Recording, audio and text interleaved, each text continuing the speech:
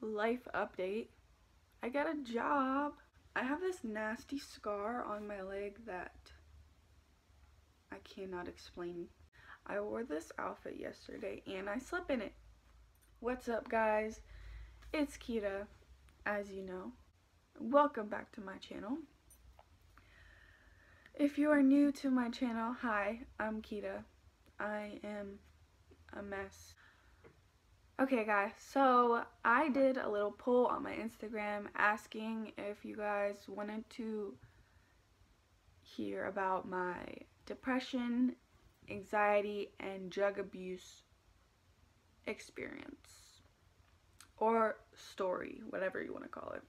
This is going to be a two-part video because I'm only going to explain the depression and anxiety part in this video because of reasons I cannot disclaim. Yeah, I can't do the other part of the video yet, but I will in these next few weeks, hopefully. So let me start by saying this is kind of like a touchy subject with, you know, a lot of people, because a lot of people do struggle with depression and anxiety. I used to more than I do now. My depression and anxiety were a lot worse a couple years ago. I think it started, well, I will say that I've definitely had anxiety like all of my life. I can remember it being more of like a social anxiety, not really worrying about, well, I guess, I don't know, basically worrying about things that were really not relevant at all, and like making myself worked up about things that didn't really matter. I'm sorry I sound like this. I just woke up. Like literally, this is my bed. Like I just got up, set my phone up, and now I'm talking to you guys. Don't mind what I look like or sound like. So, you know what, let me get a drink, because I sound like Tana Moja right now and it's making me cringe. Okay, anyways. So, is this TV distracting you? I was watching Planet Earth or something like that. It's like about animals. Back to what I was saying. I struggled with anxiety. Why can't I fucking talk right?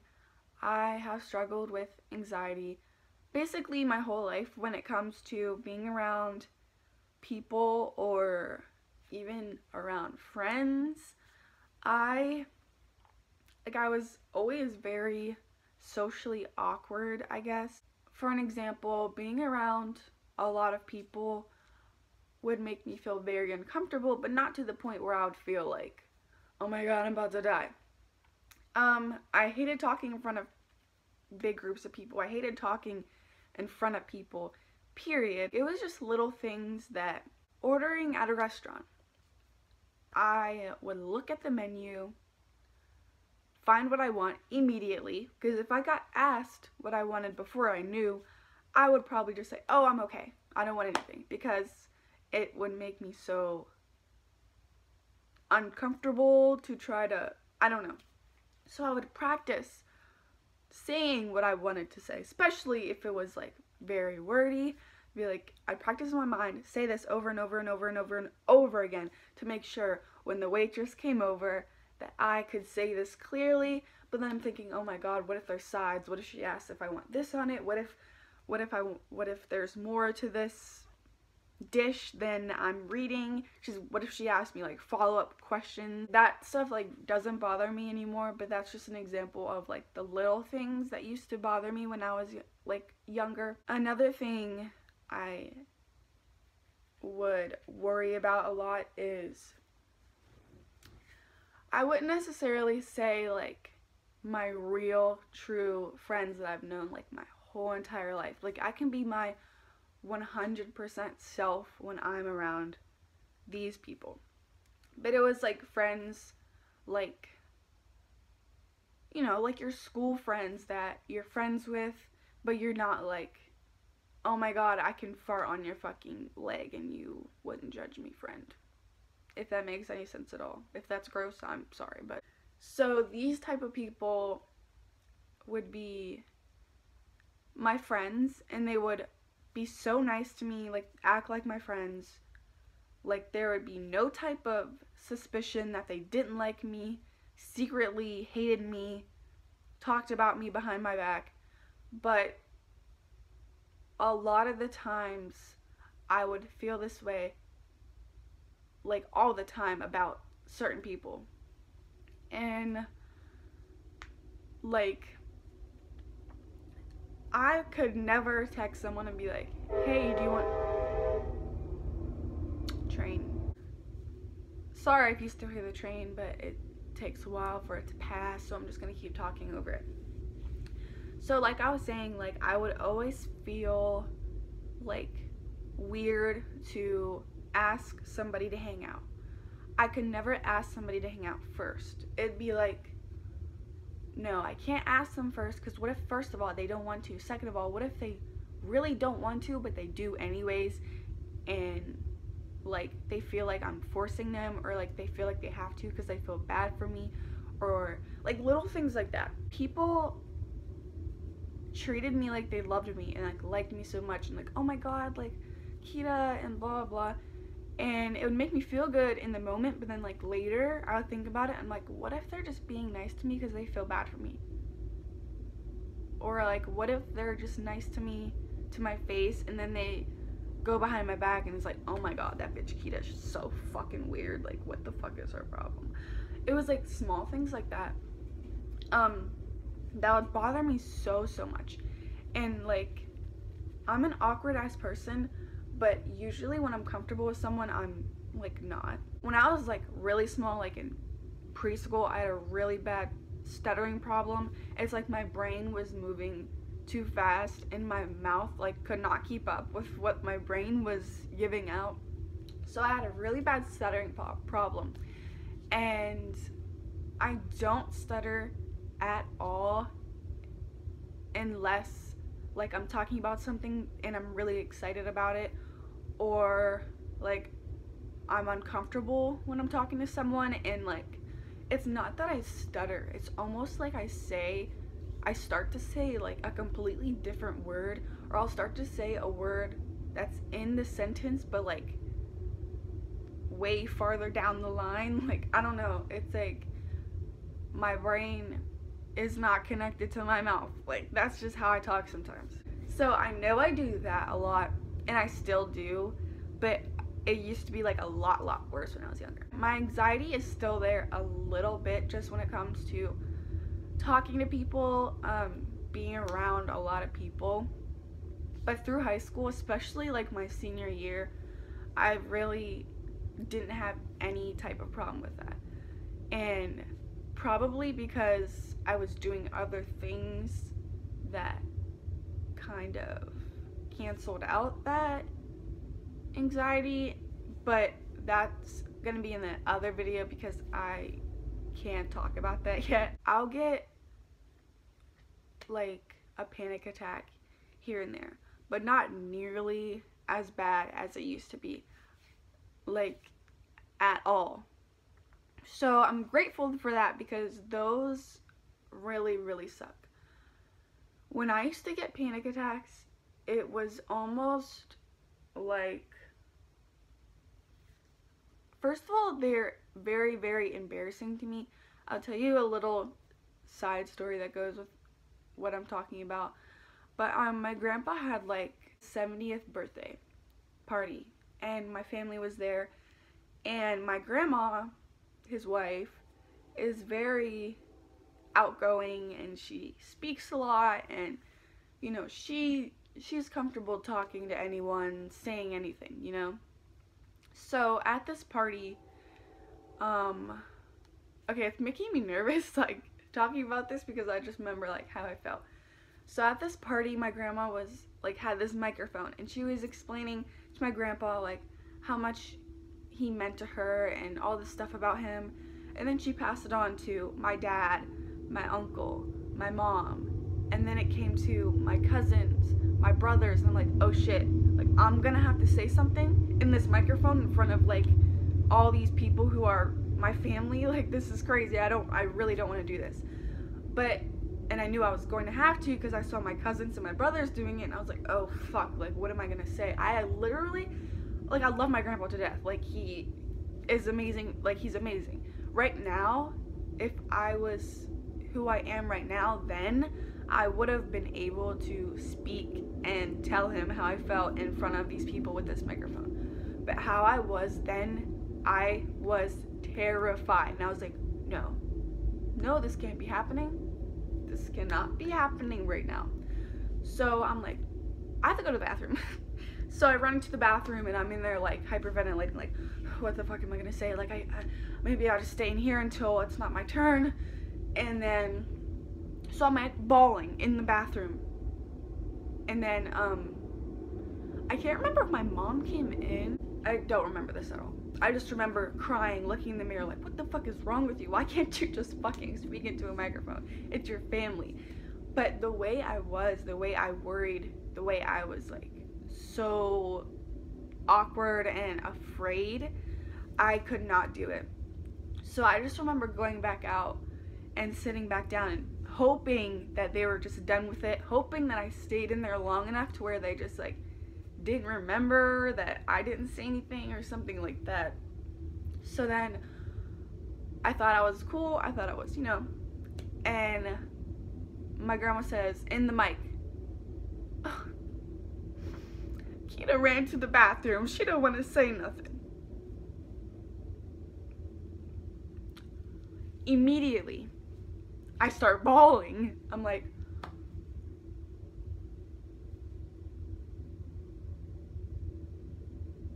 I'm so sorry, I did not think I was gonna cry in this video.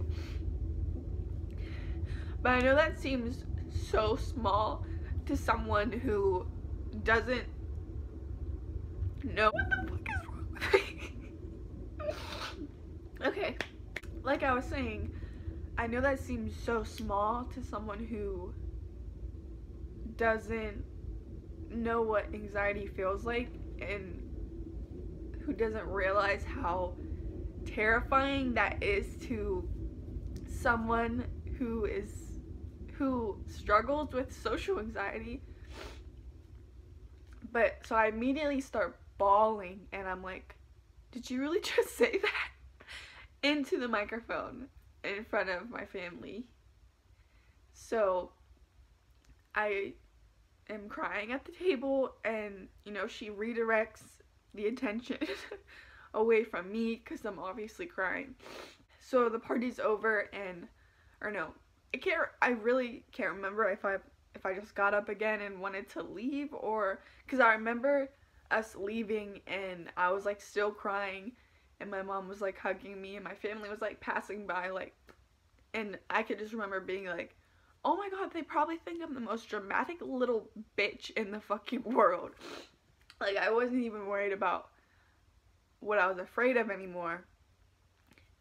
I was more worried about them thinking I was like over dramatic, like this little brat that just didn't want to talk and now she's crying because she got embarrassed. Like, I just remember feeling that way. Whoa, I didn't think I was gonna cry talking about that. This video got deep real quick. Moving on. It was just things like that would make me very uncomfortable, very nervous, very scared, very worried. Moving on to the depression aspect of this, I feel like I definitely got depressed in result of my anxiety because I did worry so much. I did worry that nobody liked me. Like, and I would mention these things to people like, no, like, nobody likes me, and they're like, what are you talking about? Like, you have all of these friends, so many people like are obsessed with you. But I didn't see it like that. I was very self-conscious all the time. I don't know, I didn't appreciate who I was. I didn't know my worth then like I do now. I think that that's really what it all comes down to, is your confidence level. you like knowing your worth, you knowing who you are and not caring what anyone thinks of it, because that's when I really, really, really started to find myself, is when I didn't worry anymore and I didn't care if I was myself, and I didn't care because I am a crazy ass, random ass fucking girl, okay?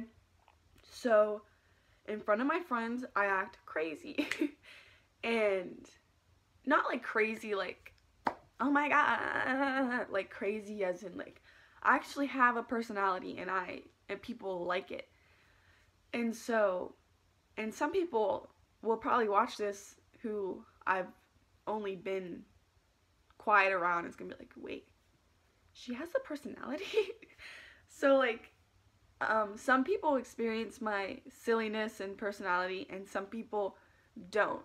So I feel like when people who never really experienced it before like started to experience it nowadays, it's like, who is this? Like, she's fucking weird. But like, I don't care anymore. Like, I don't, like, I used to hate when people didn't like me. I'd find out that somebody didn't like me for no reason and I would literally be like, okay, why don't they like me? What did I do? What can I do? I was a mess. Literally, someone can throw a fucking peanut butter and jelly sandwich at my face and I would pick it up and say, oh my god, I'm so sorry, here you go. Like, I hated when people didn't like me and I wanted to do everything in my power to make them like me. And that's fucking sad because I don't know, like, why was I like that? I have no idea. I just, like, the thought of someone not liking me worried the fuck out of me for some reason. So fast forward to like junior year is when I really found like my friends and found people who liked me for me and I could be myself around. And once I expressed myself through my friends, not through my friends, to my friends, I felt more comfortable to do it to everyone. So by my senior year, I was nice to everyone just like I've always been, but I was extra nice and extra outgoing. I hung out with so many different people. I talked to so many different people in class. The freaking weirdos who smell really, really bad, but I didn't care because I don't know what they have at home. I don't know if they have fresh water running. Like, I cannot judge them. I cannot bully them. So I was just super, super nice to every single person because I felt like when I was younger in school and I was the quiet one, nobody like really reached out to me to try to open up my shell. So like these shy little like weird kids, like I tried to talk to them. I was so nice to everyone. I had so many different types of groups of friends. And I think that's probably one of the main reasons why I won a homecoming queen, because I was so open to all types of people in the school. So there was a lot of people who knew me. Like, I didn't know this before, but people who actually looked up to me. And that's so weird to say because never in my life would I think. I never thought that somebody like would actually look up to me. And like nowadays I get DMs and messages all the time of younger people in my school. I'm using a scrunchie as a tear rag. Iconic. But like I get DMs messages all the time from people in my school who tell me that they look up to me, and it's just crazy as fuck. And I know this seems so small, and like you're probably like, oh yeah, like people look up to me all the time. Like, I play this sport, I do that, people of course look up to you because you're older. But being a person that never thought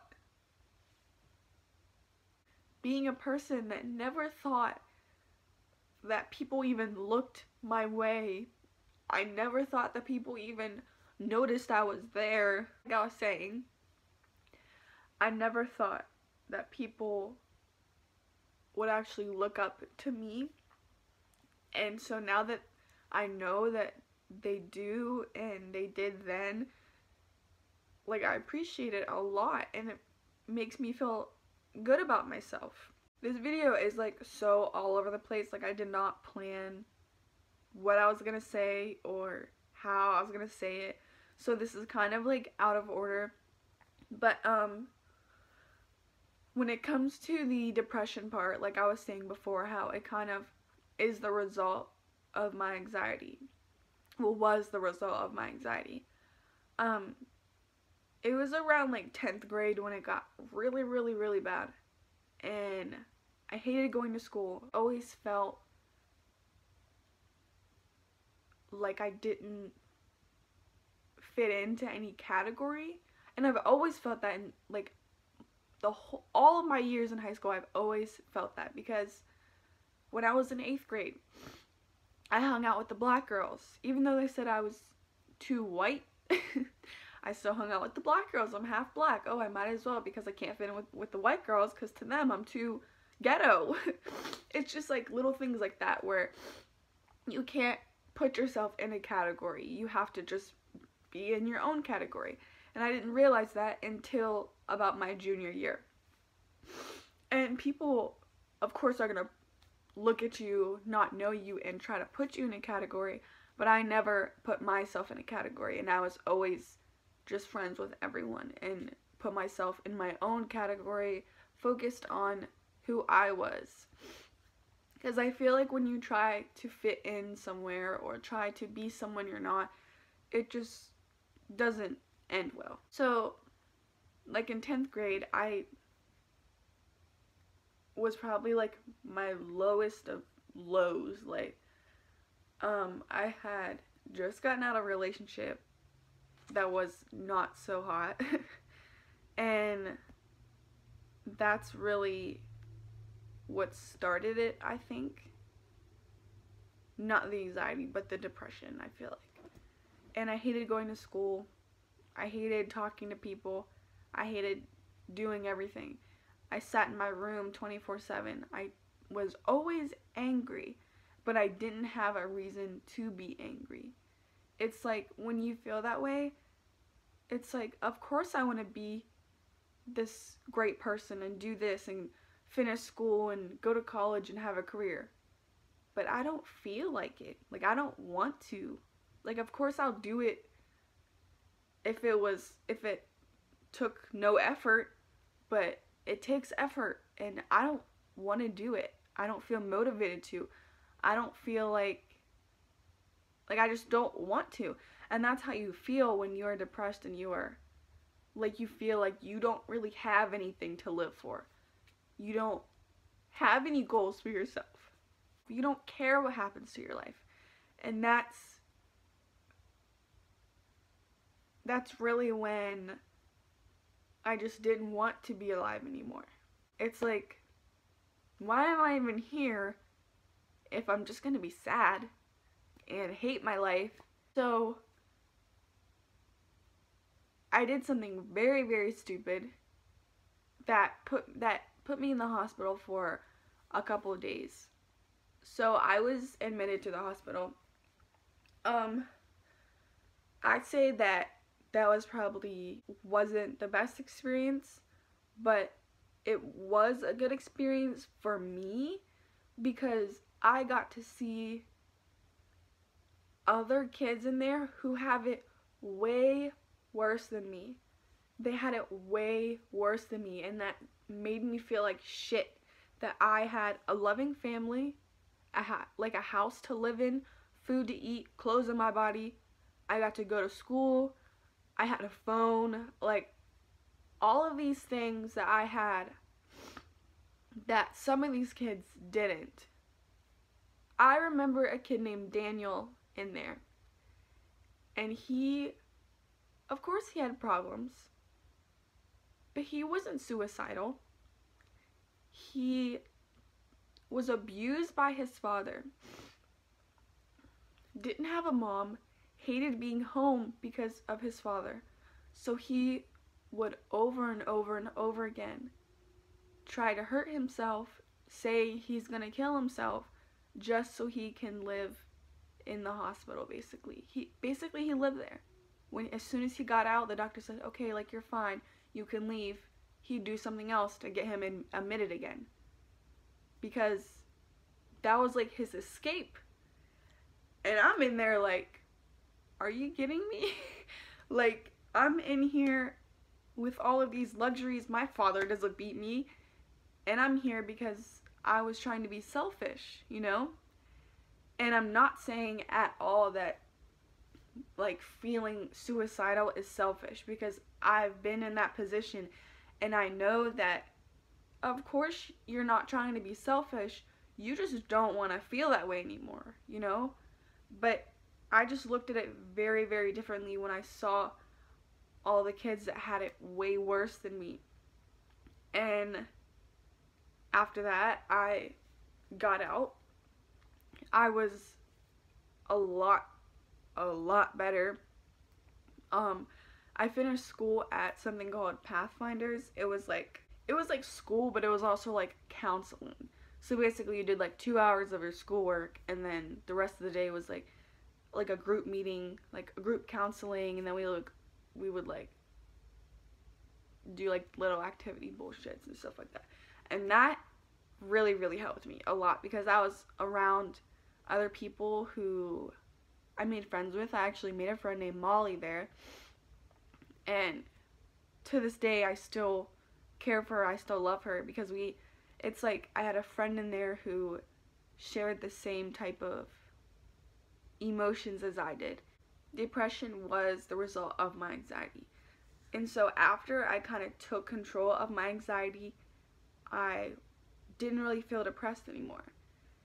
And I feel like it just comes down to finding something that you like to do, or finding someone who helps you, finding something that motivates you. Because once you don't have that motivation anymore, that's when you feel like you need to give up, because you don't have that push to try to get you where you want to be. So for me, definitely makeup and doing YouTube helped me so much. YouTube helps me express myself to a camera rather than me sitting here and talking to a person. I would rather sit here, basically talk to myself, but knowing that eventually I'm going to be talking to you guys. So that really, really helps me. Makeup, I love to do makeup on myself. It's so relaxing, something that not everyone can do. So I feel like, okay, like, I can do this, so why not? Like, why not sit here and do my makeup real quick? Why not just take my mind off things and sit here, do my eyebrows? You know, little things like that really, really helped me. For my mom, she was diagnosed with bipolar disorder. She used to be so different than she is now. She used to hate people in general, hated people, hated talking to people, hated going out in public, barely liked herself. There'd be days where she would go to bed. The next day she wouldn't get up till like, I don't know, like 3 o'clock in the afternoon, but she would stay in bed all day. She didn't like doing anything.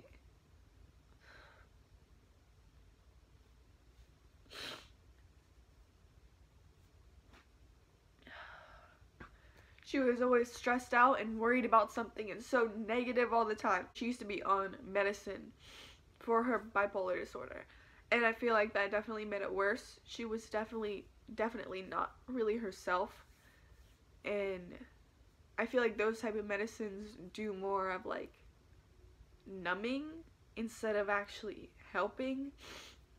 So she didn't like taking the medications, so she tried meditating. When she first started meditating, I thought she was fucking crazy. I was like, how is that gonna help? Like, that's not gonna help. That's, no. Like, okay, but go ahead, do your thing, but that's not gonna do anything. And wow, did she prove me wrong. She meditates every single day for 15 to an hour long.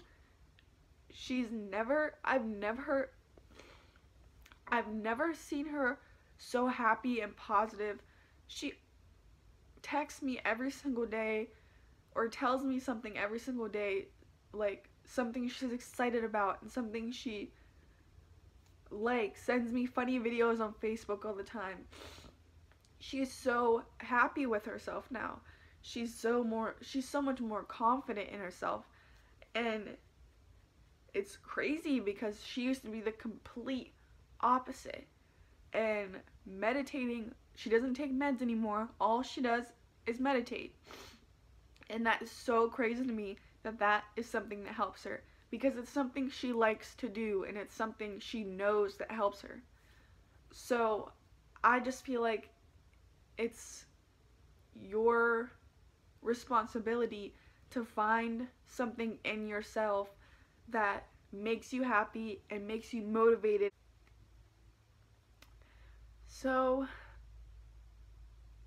if you didn't get anything from this video, let me just say this. Find something that makes you happy. Find someone who makes you happy. Find anything that pushes you to be a better person, pushes you to be a positive person, makes you feel good about yourself, makes you want to live and want to move on. But I know a lot of people struggle with anxiety or depression, and I know that people aren't always going to be there for you, because there's people in this world who don't think that mental illness is a thing. Some people think that, oh, you're just sad, like stop being sad. Why are you so negative all the time? Why are you so depressed? Like, just, stop. And you hear something like that and you're like, do they think I want to feel like this? Because when you're feeling like that, you don't want to feel like that. That's the last thing you want, but you don't know how to get out of it.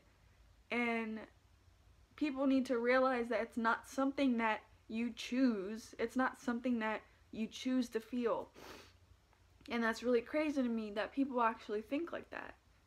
Because I can see someone feeling like that and thinking like that if they've never been through it. But,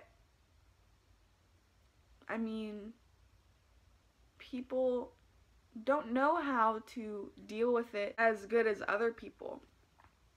So, I just want to say that if anyone, I don't care who you are, what age, I will link my socials down below. You can DM me, Snapchat me, whatever you want if you need someone to talk to. If you literally have no one else and you need to talk to me, I am here. I've always said that. I've always been like that. I don't care who you are. I will talk to you. I have no problem giving you advice, relating to you. Literally, I love it. Subscribe to my channel if you like this video or if you want more of it. Comment down below if you have felt the same way as I did. If you felt down, depressed, you have anxiety, you still feel this way, you want to talk to me in the comments, go ahead. I'm here. I'll see you guys in my next video, which is probably going to be my part 2 to this. That's just another piece of this that I can't include in this video and I can't put up on my channel until a certain time. But yeah, I'll see you guys in my next video. Bye.